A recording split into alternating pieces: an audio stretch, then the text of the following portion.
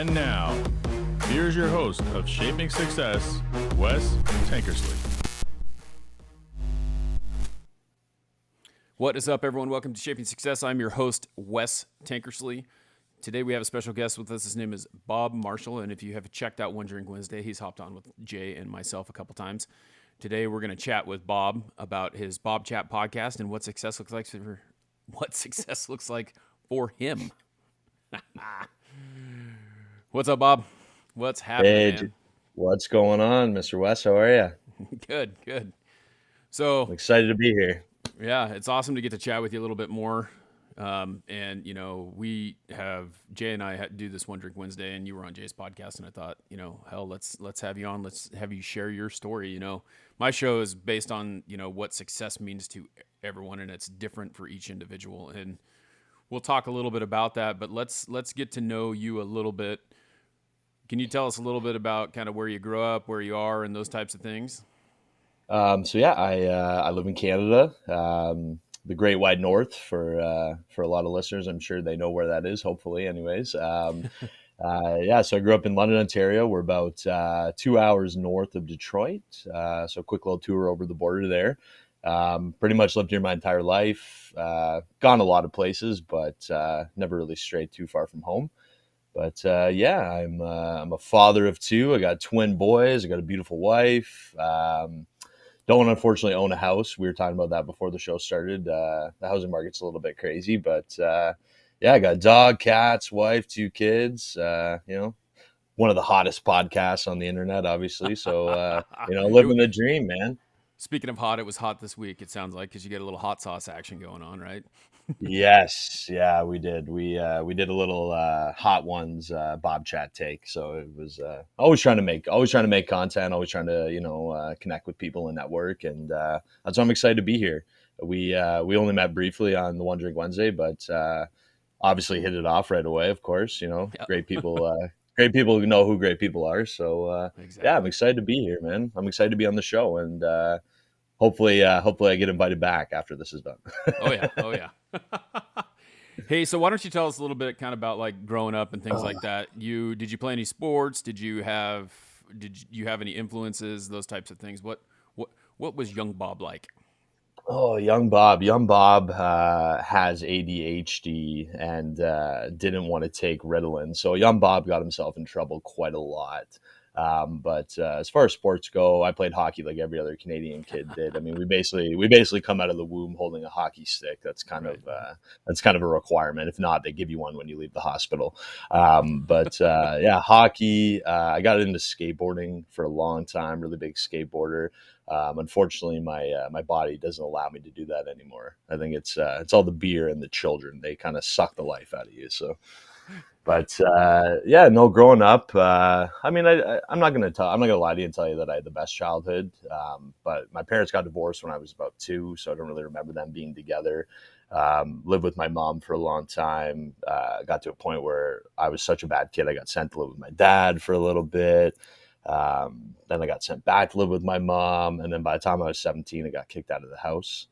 And I've pretty much been on my own ever since 17. So it's so you got to have to get kicked out of the house. I mean, I feel like Canada, everyone's like super nice. What you had to do some naughty things to get kicked out. What were you? Were you like it was marijuana. robbing stores? Were you? No, it was smoking marijuana and it sounds silly and ridiculous now because now it's legalized, right? But unfortunately, my mother wasn't too impressed and didn't want anything to do with that. So, and you know what? I'm going to open up to you, Wes, because it is what it is. I'm going to tell you my life story, but my mother, unfortunately, she has a lot of mental health issues. So we had a pretty I wouldn't say terrible childhood, but definitely not your picture storybook growing up anyways. But she basically kicked me out. My sister, she ended up kicking her out not too long after I was kicked out. And she basically said she doesn't want anything to do with our family, which is fine. And I don't mind talking about it. Everybody always, for a long time, they would kind of tiptoe around that with me and say, oh, is it, we don't want to talk about your mom. Is it a big deal? And I said, you know what, man, I'm moving on with my life. I realize what I want in my life. And, if somebody doesn't want anything to do with me and they, then that's fine. I'm okay with that. I'm gonna keep doing what I'm doing and make sure that not only do I give myself the best life, but now I give my kids the best life I can. Right. So basically nobody really in our family has any kind of contact with her anymore, which is sad, but you gotta roll with the punches and sometimes that's how things work out. How's the relationship with your father now? Is that kind of on the rocks too, or is that just No, so no, it's and I wouldn't say necessarily that me and my sister had a bad relationship with him growing up. We used to have a stepmother who wasn't necessarily the nicest person. She was pretty terrible to my sister, so it got to a point where my sister wouldn't even want to go to his house and that kind of thing. But he's now with a new lady. They've been together for about 15 years. She has kids. She has grandkids as well too. She's very family oriented. And yeah, I mean, he's definitely more caring and loving than he ever was. Like when I was growing up, I don't ever remember my dad saying to me, I love you. Right. Like that wasn't something that he would say. And not that he didn't love us, but that was kind of, his upbringing. Right. It wasn't, you don't say, I love you. That's not a thing you do. Right. But right. now that he's been with this, his partner Lynn now for about 15 years, like he's getting to be more family oriented. Right. So now if I say I love you to him in person, he'll say I love you back. But then, sometimes when he say it to him on the phone, he's like, oh yeah, okay, you too. It's like, it's a lot harder. It's awkward. When I'm in person, I look at him, I say, I said I love you. Right. And he's like, oh, I love you too. Or he goes, love, love, love. I'm like, oh my God. But well, the relationship with my dad I would say it's good. Me and him get along. I mean, we're pretty much like the same person. It's scary. We look identical. We have a lot of the same interests. He is a lawyer, and told him, I was like, I'm going to join the family business. It's all about who you know. He He's said, a lawyer. Is that what you said? yeah. He said, you can't join the family business. I'm a lawyer. Come on, but I'm your son. Um, but uh, but yeah, no, the relationship with my dad is good. And actually my sister, so I have one sister, one older sister. She's about 4 years older than I am. And I, she was kind of part of the reason why I got kicked out of my house. And I blamed her for a long time. I held a lot of resentment for her. But in the years since then, me and her, we've connected. We've learned to get along with each other. I wouldn't say for too long at one time because we have very different opinions on how the world operates and works. But no, I think as far as my relationship with her is definitely a lot better. The rest of my family is great. It's just without my mom. But on that point, though, when I got kicked out, I ended up moving in with a friend of mine whose parents were foster parents, and I lived with them until I was done high school. And then I ended up living with my grandmother for a couple of months, and then ever since then, I've been in my own places, right, with roommates, and then on my own, and then now and then with girlfriends, and now with my wife, and but yeah, it's been a crazy ride, Wes. My life has been pretty all over the place, but I'm at a point now where I'm happy and I feel good about my life and the choices that I made, and I definitely feel good about making this choice to come on Shaping Success because this is kind of stuff that I don't really talk with anybody about. Like, I mean, obviously people that are close to me know a lot of this stuff, but yeah. So I'm out of the box, Wes. This You is what kind you of get. had This is like all. a defining moment when you were 17, right? You had the choice. You're just like, what can I do? And you Exactly. continued to go to school and finish school. What kind of drove you to do that? Because I mean, I could see it being really simple just to kind of give up. I mean, you talked about the marijuana and stuff like that, but that's not, to me, it's kind of like, what is that? Like every single person that I was the exception of the rule because I've never actually smoked it. But there are a lot of people who did. I mean, and there's a lot of people who do. I mean, that really isn't that big of a deal. I mean, maybe a Yeah, few years ago it was, but it's not like I was making meth in the bathtub or something, like, you know what I mean? It's right. but I think the biggest drive for me though is I've always been a very independent person. I always, like I said, I had a pretty, a pretty, not ordinary childhood. It was, there wasn't necessarily a lot of wants, but there was a bit of a need, right, for to be able to do things like the other kids, and because we didn't necessarily have a lot of money either. So it just basically, the motivation for me was that I don't want to be that guy that just is a dropout and and doesn't have anywhere to go and anywhere to live. Like, I don't want to have to rely on other people for my own success, right? So I mean, that was kind of the driving point for me. But yeah, 17, I ended up living with foster parents. A friend of mine, his parents were actually, my friend, he was adopted actually. So I mean, they were loving people. His dad unfortunately has passed since then. But they were pretty much my family, and that's the thing. Like, I'm without my mom, but I've made my friends' moms, my mom, right? I mean, I always say family's not about blood; it's about it's about how you feel, right? So, Blood doesn't but make you yeah, family. It just makes you well, related. exactly. Exactly. Thank you. Yeah. But yeah, I was 17. I got on welfare. I got so we call it, it's called Ontario Works here, YOU, Youth Opportunities Unlimited. And they were great. They set me up, they give you a bus pass. They obviously give you your money, and they give you a lot of resources to, to try to get you back on track and get school finished and find a job and that kind of thing. So, I mean, that was basically the driving force, was just that I want to better my life, and I don't want to have to be dependent and rely on other people for my success. I want to make that happen on my own. So yeah, basically by that time I had about 2.5 years of high school left, or maybe I guess 2 years. So I finished that out. And I'm not going to lie to you, Wes, my grades kind of gradually went down a little bit as Well, those it's hard last when two you don't years. have someone, I don't know. It sounds like your mom might have not pressured you to have better grades, but when you have that structured environment that you can live in, and now Mm. it's a little bit different, it's easy to let that taper down, right? Well, and the thing, and my mom was a school teacher actually too, Oh, so it's so she's very strict, right? But excuse me, but yeah, and my foster parents, they were great. But that's the thing, they didn't care, right? They said, okay, as long as I leave the house in the morning, like, they're not how are they going to know that they're not if gonna I'm going to follow you. school or not? Yeah. Yeah, exactly. And then if the school called, I remember one time my grandmother came to me and she said, "Are you going to school? Your mom's house is getting a lot of calls saying that you're not going." And I was like, no, no, no, I'm going. So needless to say, I graduated in 4 years. I did what I had to do. And pretty much the day that I graduated, I was at work the very next day. Doing what? So What did you do after you graduated from high school? that's a good question. So basically, so YOU, which is the government, place that I got the welfare through, they had a job fair. So I went to the job fair, and I got working with this company, doing bricklaying. So I was doing we're doing stamped concrete, interlock brick driveways, retaining walls, parging, all that kind of stuff.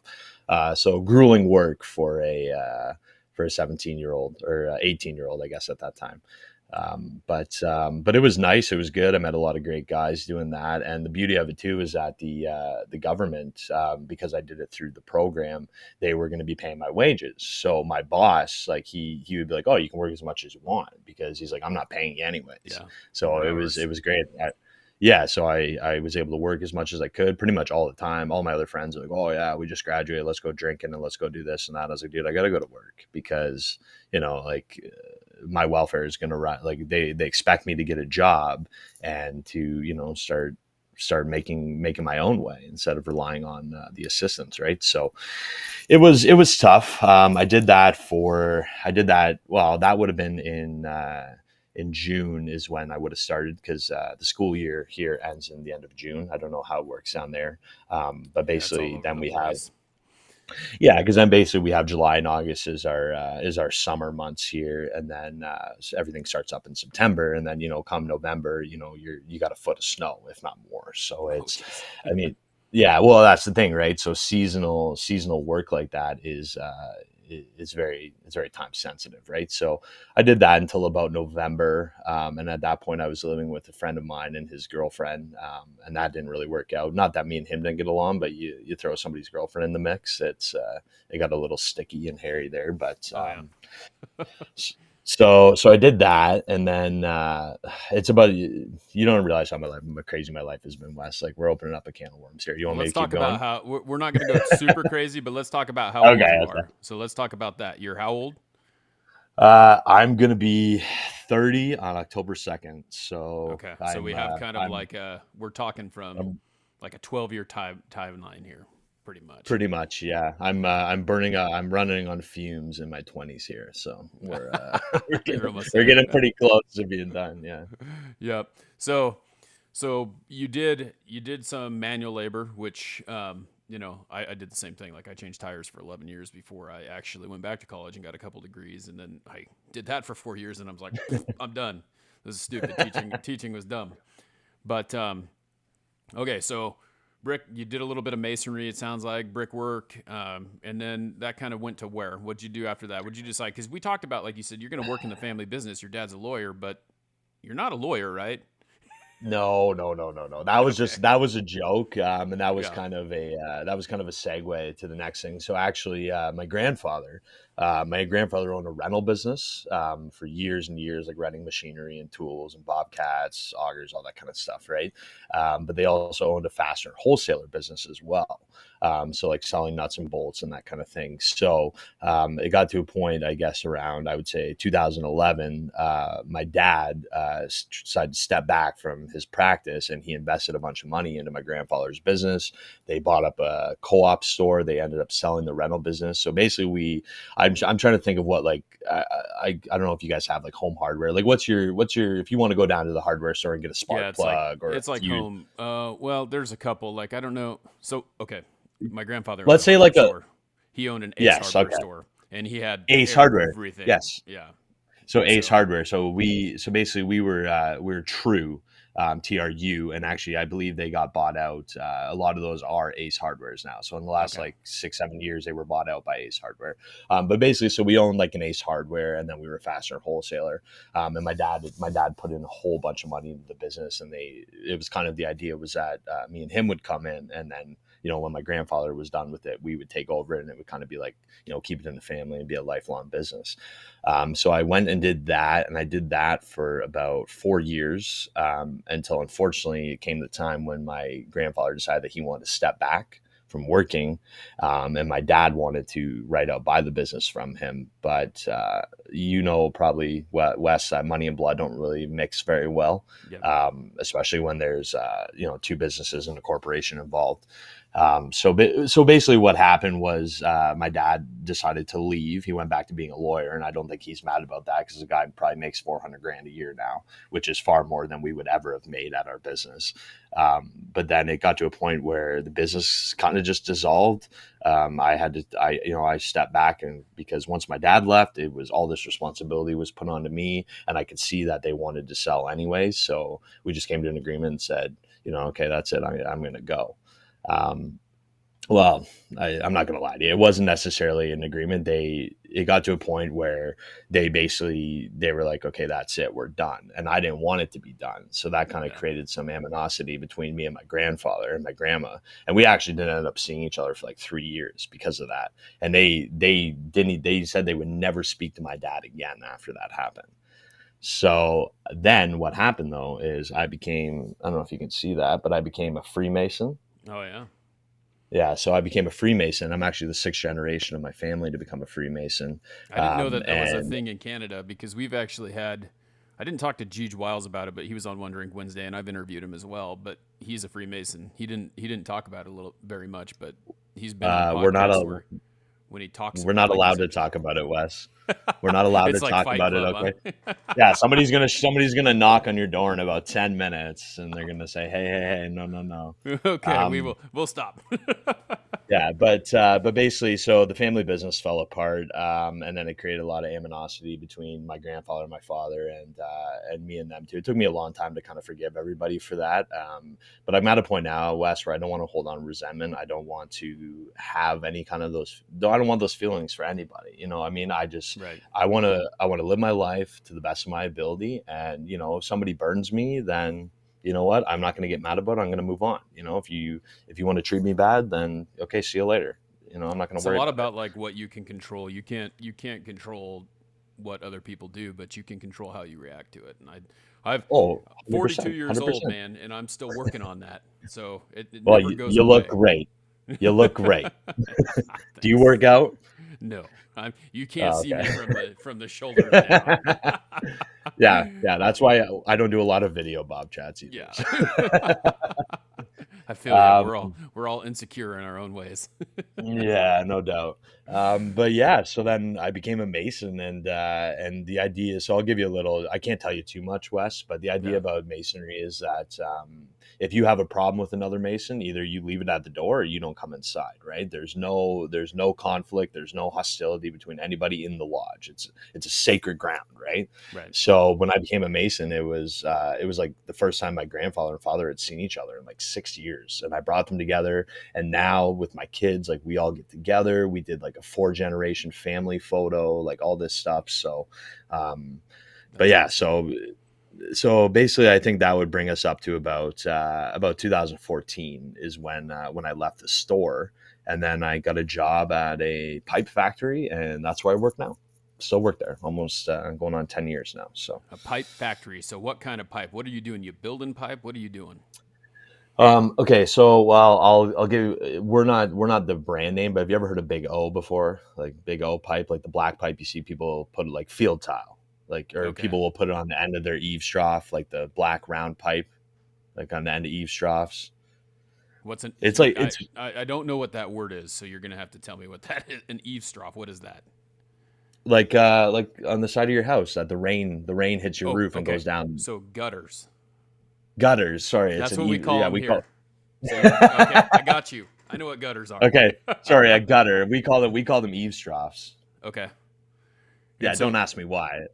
but that's what you build gutters? Is that what you're saying? No, no, no, no. So we build pipe, right? So we Yeah. we make high density polyethylene pipe. So basically, like when you drive past a farmer's field, you see they have the big roll of the black pipe. It's for drainage, right? Okay. So Yep. like yeah, you'll see like how at the end of your gutter. I want to say eavesdrop so bad. No, it's okay. At You the can end say of I your got you now. I got it figured out. okay. So at the end, how like when your gutter goes down and it comes out the bottom of your house, like near the Yep. foundation, some people will put a piece of pipe on there to kind Right. of take the water away from the edge of the house. That's what we Yep. make basically. Okay. So it's So aluminum. Is it aluminum or no, it's some? high density polyethylene. So it's That's right. You plastic. said poly. It's Sorry. plastic. I Yeah, no, that's okay. I'm And still I'm actually, still I'm still taken back by the eavesdrop.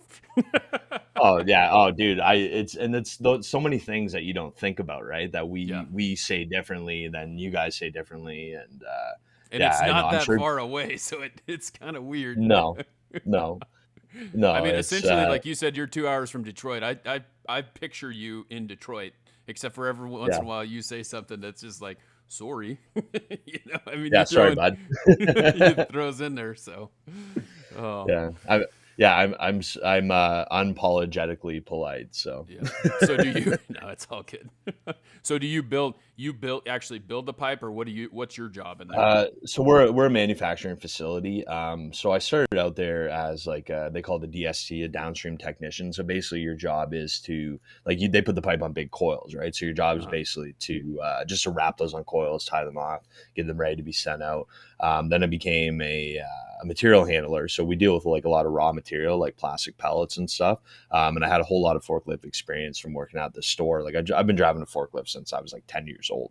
Like I remember when I was like 12, my grandpa's like, he's like, get in that effing Bobcat. You can do this. I'm like, okay, I'm sorry. I'll do it right now. Right. So then I did that for a while. Then I ended up working out in the yard, driving a big Selleck forklift, like a big capped forklift, loading trucks, that kind of thing. And then I've recently gone back inside to become a line operator, which is something I did before. So basically my job is to make sure that the machine's running properly, making sure that the product that we're making is up to par and passes quality and that kind of thing. So a lot of work, a lot of data entry, that kind of stuff. But Do you actually our enjoy it? company,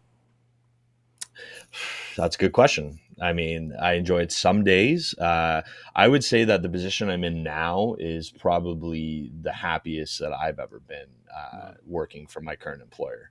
But you know what? I mean, there's very few people, Wes, that get to wake up every day and go to work and love their job. And those people are very blessed. I mean, I'm not going to sit here and tell you that I love my job, but I can stand it. How's that? I can Yeah. stand it, and I understand what it gives me, what it provides me for my family, and the ability to, to do my podcast and, to sit here at, at 10:30 in the morning and jump on a show with you. Right. It's, Speaking if of I was that, to, is it like a night shift job, or what's because today's Wednesday, right? We're in the middle of the week. yes. So it's continental. So I do 12 hours. So I'll do like 2 on, 2 off. I basically work like 3 days every other weekend. Okay. So this week I worked Saturday, Sunday, Monday. I have yesterday and today off. I'll do Thursday, Friday on, and then I get weekend off. So Okay. it's not, I only really work 14 days a month. And the beauty of that is that anytime I go in extra is like pure overtime. Yeah. Because we only get overtime after 44 hours, right? I don't know how 44. things work. What do you guys try to be 4 more hours better than the US, or what? What's the deal here? We have to work 44 hours. Instead It's of 40? hours. Yeah, right. Well, and you know what though, Wes? We're actually owned by an American company now. So Oh, really? I worked for Ideal Pipe. And they were a family-owned business from like the 80s up until 2015. We were bought out by ADS. I don't know if you ever heard of ADS before. They're our parent company. They're based out of Ohio, but they have plants all over the states too. They're publicly traded on the stock market. Big they're corporation. Yeah, so basically our mom and pop pipe factory has turned into corporate America, which I'm not mad about.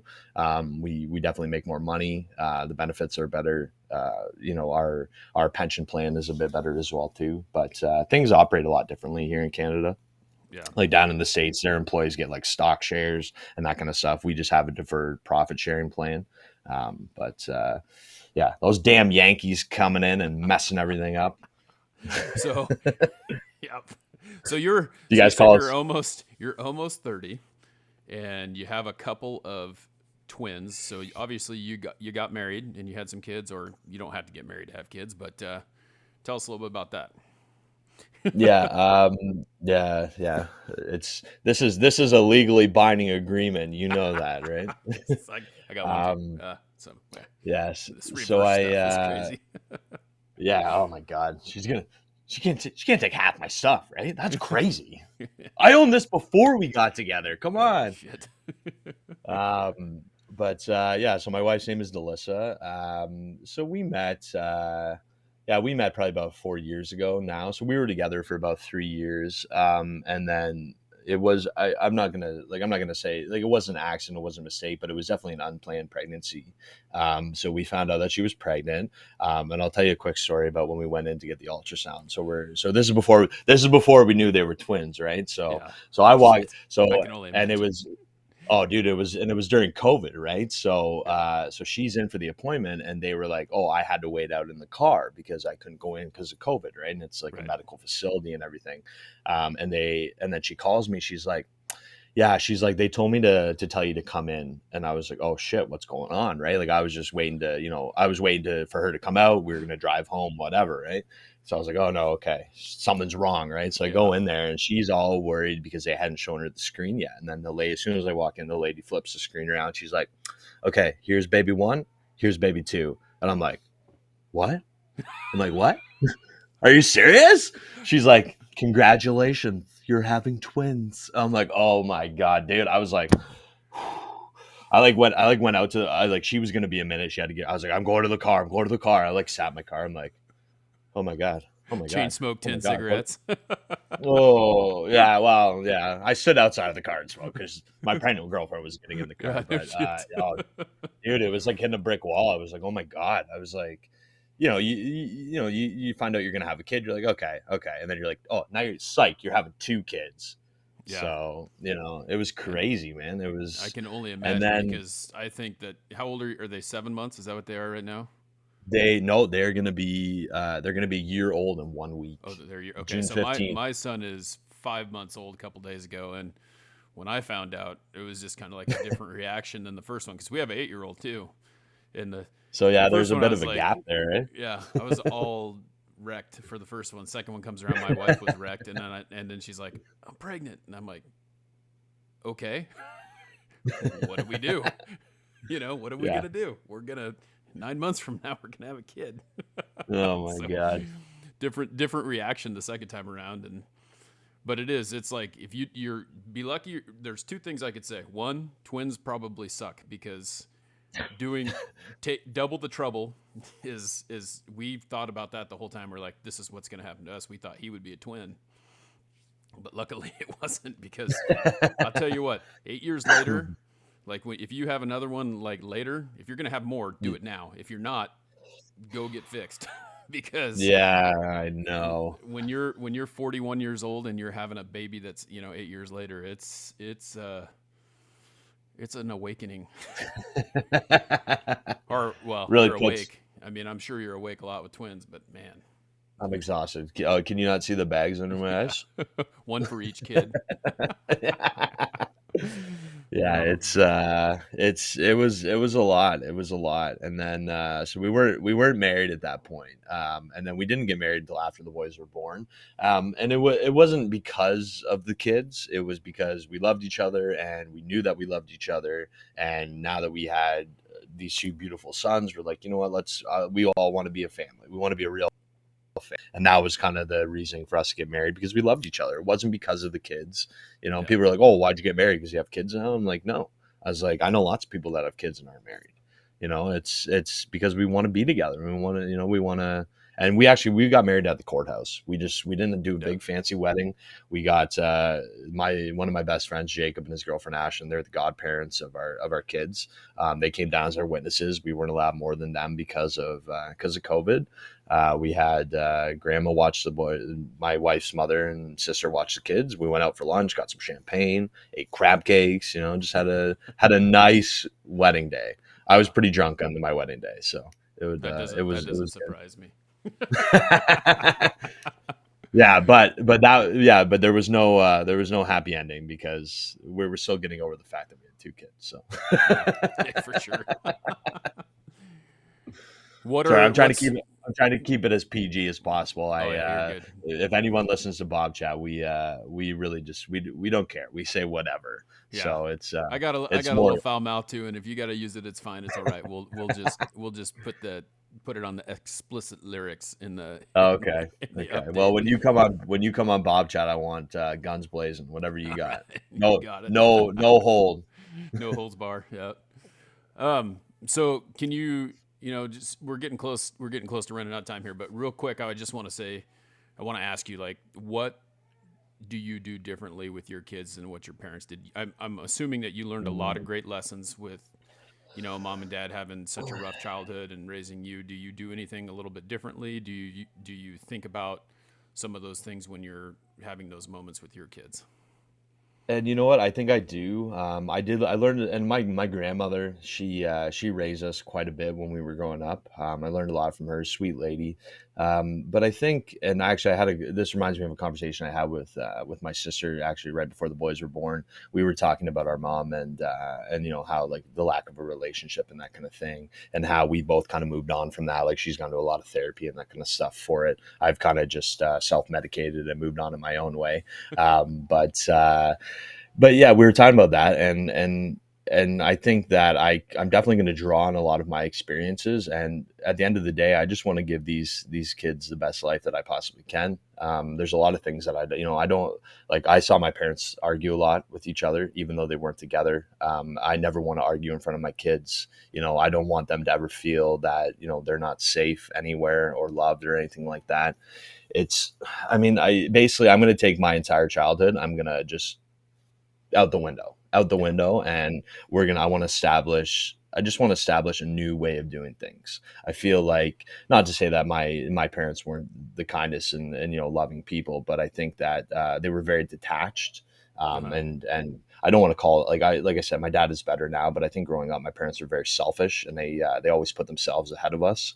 And unfortunately that made for a lot of terrible relationships down the line. But I think that I want to put my kids first, and I want them to know that, they're the most important things to me. And, I'm willing to do whatever I can to give them the best life and give their mom the best life and have, the most healthy relationship I can with them possible. I mean, that's really what I want, and that, I want them to know that it's okay to talk about stuff, and it's okay to feel sad. It's okay to be mad. It's okay to express your emotions. Like, especially nowadays, it's, I mean, there's a lot of things going on and a lot of woke stuff.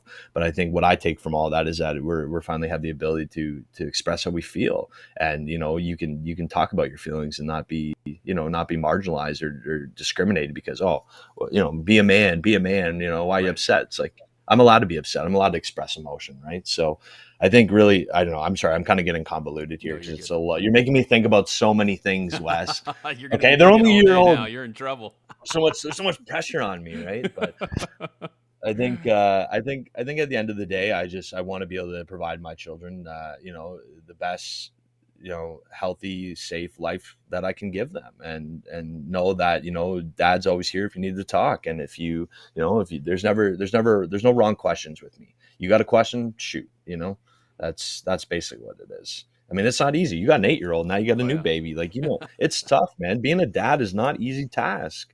Plus running, crazy successful podcasts is tough, man. Like, you're international now, Wes. Yeah, I'm in Canada. So I know you have your podcast. I kind of want to touch on before we get to that, or maybe they go hand in hand. I don't know. But what are your plans for the future? I mean, is the podcast something that is something you want to do full time? Do you have any like goals for? I mean, shoot, you're only 30. I mean, you got a lot of life ahead of you, man. I'm a young man, I know, and that's what everybody tells me. I actually recently just applied for a manager position at my work. So I'm really looking forward to that. I had a 45-minute interview the other day. So I'm basically at a point now where I put in almost 10 years in my job, and I've decided, okay, this is going to be a career for me. It's no longer just a job. It's going to be a career. So I'm really just trying to persevere and prove myself as much as I can to them. And there's a lot of room for growth in that company. So that's kind of as far as the work is concerned. That's the goal. I would love to do my podcast full time. That would be amazing. Yeah. That would be amazing. Hopefully we're going to get a bunch of listeners after this. They're going to say, who's this sappy Canadian guy? But we do have fun and we like to mess around. But yeah, no, I think my goal for me is, I'm just going to try to progress as much as I can in my current employment, and and just do my podcast on the side. It's fun. If something happens with it, that would be amazing. But I learned a long time ago, Wes, not to have high expectations. Not to say that that's necessarily a bad thing, but and this sounds so cliche, if you don't have any expectations, you won't be disappointed. But I kind of just roll with the punches, and I've had enough disappointment in my life that if something goes wrong, that's what it is, right? Let's move on. Let's, try to make the next situation as better as we can. So, well, I think that's really what, you have choices, like we talked about earlier, like with high school. You had the choice. You could continue to go to high school, you could finish that, or you could go screw off for the rest of your life. You could do whatever you want. Walk it up. Exactly. Yeah. And that's the thing. You have those choices, and the biggest difference between someone who fails and someone who succeeds is that the person who fails has failed multiple times but continued to push forward. So exactly. That's it. You know what I mean? It's you're never, I mean, God bless the people that can do something once and are amazing at it. Yeah. But it's, but sometimes, yeah. Fuck you guys. But no, perseverance for sure. Trial and error, man. I measured twice, cut once, buddy. That's, I live my life by that. So, that's how you got to do things. So tell us a little bit about Bob Chat, because I've listened to a couple episodes. Yes. I hate listening to too much about other people to find out, because this to me is authentic. This is real. This is a real conversation between you and me about you. So I've just told you things that I don't really talk to anybody about. So yeah, exactly, and that's what I like, because I'm able to pull that out of people. But if I know something, like I listened to you on Jay, like I predetermine things, and I don't want to do that. I want people to know the real you. So. What's up with the podcast? And you know what? And I just real quickly, I can respect that. You're a true craftsman, Wes, and I appreciate you. You're very much. But so the podcast is Bob Chat. We're an obscure Canadian podcast. Our good friend Jay likes to call us an internet talk radio show. I bring on my friends, people I know from all kinds of walks of life, young, old. We sit down, we talk, we basically just talk shit, tell stories, and just have a good time. If you want to laugh, if you're driving somewhere, you're going to grab a coffee, you want to have a good laugh for a few minutes, toss around, whatever. It's one of those podcasts where I always tell people, put on when you're driving to work. You know what I mean? You want to, you had a long day at work, you're feeling shitty. You just want to get home, have a good laugh, and come and hang out with Bob and the boys on your way home. So it's pretty much just talking shit, telling stories, and having a good time. That's what it is. I'm always looking for a laugh, and Bob Chat's given me that medium, so, and helped me connect with a lot of great people and a lot of great content creators like yourself. So I feel very lucky to have known Jay and to met you, and this is awesome. You'll have to tell me. You'll have to have a conversation after about Jay, what you think about Jay, because the first time I met him, he's like, Jay kind of has this like persona, and then when you get to know him, Yes. when you actually meet him, it doesn't die down, but it's like, oh, finally I can kind of calm down, because he's just got that booming voice, and I know, like I'm nervous. I'm like I've been anxious for like 2 days. I'm like, oh my God, he's coming here. Like what if he doesn't think I'm cool in real life? You'll be fine. That's the thing. Like when he rolled up, so I met him in Arizona probably about 2 years ago, and he got rid of the NSX that he had, but he had that one at the time, and he came and picked me up. And first thing he asked me, he's like, dude, what did he say? It was something like, what size is your waist or something? Because you might not fit in the seat. I'm like, what the fuck are you talking about? But it's got like these really hard racing seats in it. Yeah. You know, I'm a big dude, so I fit in there all right. We were good. But, you walk up and you meet him, and then next thing you know, it's kind of like you've known him forever. I mean, that was... Yeah, well, I'm a big hugger, so I'm gonna be like, Jay, is it okay if I hug you? And hopefully he accepts my hug. But, you'll be all right. He'll take a firm handshake would be fine, I guess. Okay, I gave him the handshake and the pat on the back, so you'll be all right. Okay, cool. But yeah, no, I'm excited. But yeah, Bob Chat, if you guys want to check it out, we're on Spotify, Apple Podcasts, we're on Amazon Music now. I don't even know who uses that, but we're there. YouTube. But if you guys want to check it out, please do. It's a good time, and it's it's not everybody's cup of tea, but if you like having a laugh, then check her out. Yep. And we'll make sure that we put those in the show notes so that everyone can find that. So, and remember, Wes is number one, guys.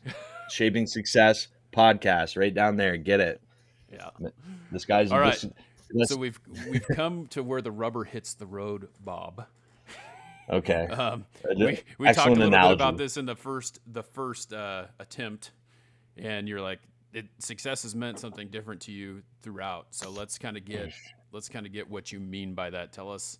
I know it evolves over time, right? And that's kind of the thing, I think, is what you were alluding to. So how has it evolved for you, and what do you look at it as now?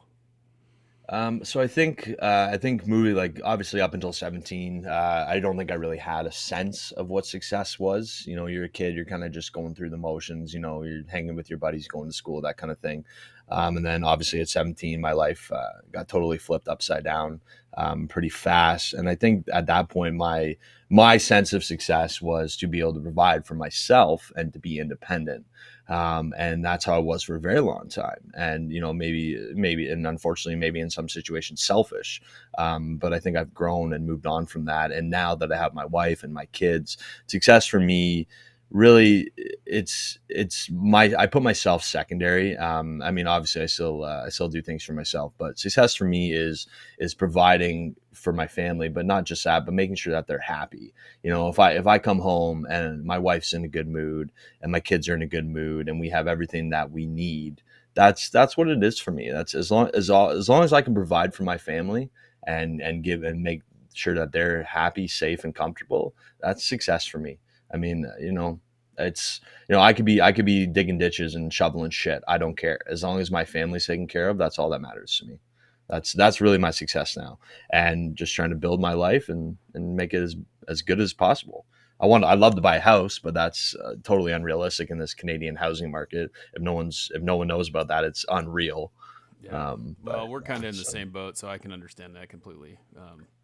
But I just think it's great hearing the story and understanding where you come from and how you can use what you knew in the past as something to build a better future. Because I think that's really what it's about. You have that tough life, and then you learn what not to do. I mean, that's always been the way it is. I mean, it just depends on how bad, obviously it's super bad, but for anyone, that's it. It's like you have choices. You can live with what the cards you're dealt and just deal with it that way, or you can build something better. And I Well, see it. I see that's what you're doing. unfortunately, a lot of people give up too, right? That's the problem. Yep. A lot of people just say, you know what, fuck it, whatever. Okay, I'm just gonna have a shit life, and I never wanted that. I wanna have like now, Wes. Now I rent a 3-bedroom townhouse. Everything in this house is paid for. I got my own vehicle paid for. We have a minivan now, obviously because of the kids. I'm paying that off. My wife's not even working right now because she's staying home taking care of the kids. Because unfortunately, it costs us more money to get daycare for 2 kids than she would be able to make.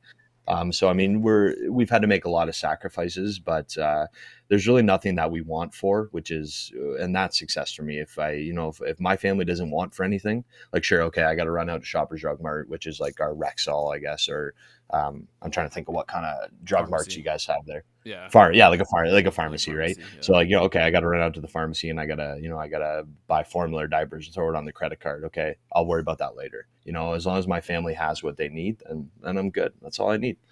Yeah. But well, and it's super and simple. obviously, I saw something the other day that just really made me think, and I posted about this on TikTok too. It's like, it's really easy to point the finger. It's really easy to point the finger, but it's harder to look in the mirror. Yeah, totally. I could blame my mom. I could say, oh, she kicked me out when I was 17. She gave me a shitty childhood. Everything that's gone wrong in my life is because of her. Right. But I had that kind of resentment for a long time, but I moved on from that. And I realized that, you're the master of your own destiny, dude.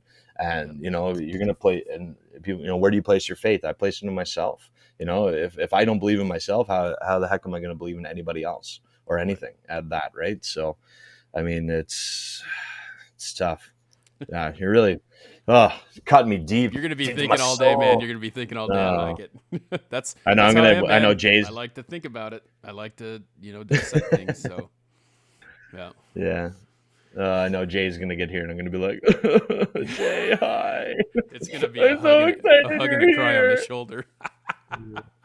Yeah, he's gonna be like, what the hell? What the hell's happening? I'm out of here. Well, man, I appreciate you taking the time. It's a really awesome conversation, and I'm excited for you to hear this. I hope so. I know sometimes I ramble and rant, but thank you for allowing me to indulge in sharing my crazy life. So. Yeah, and if there's is there anywhere people can find you? Where you want them to follow you? I know you want them to listen to podcasts, and we talked about that, but social media, anything like that? Yeah, we're on TikTok, Bot Chat Podcast. We're on Instagram, Bot Chat Podcast, Facebook, pretty much anywhere, guys. Any kind of social media, check it out. We don't do Twitter. Jade told me not to do Twitter. I don't need to do Twitter anyway. So, but just one more thing to throw in the. I know. But yeah, you guys, TikTok, Bot Chat Podcast, Instagram, Facebook, again, Spotify, Apple Podcasts. Check us out. Awesome. We'd appreciate it. Well, hopefully we'll see you on One Drink Wednesday again. And I know that this isn't the last time we talk, but thanks again. Yeah, no, thank you so much. And if I do see you tonight, I'll probably have had more than one drink by the time that happens. So I'm sure just a forewarning. Side of the road. Awesome. Thanks, Wes. I appreciate it, buddy. You're the best, man. All right. All right, everyone. Well, that is the end of the show. Thank you very much for tuning in to another episode of Shaping Success. Until next time, I challenge you to find the shape of your success. And of course,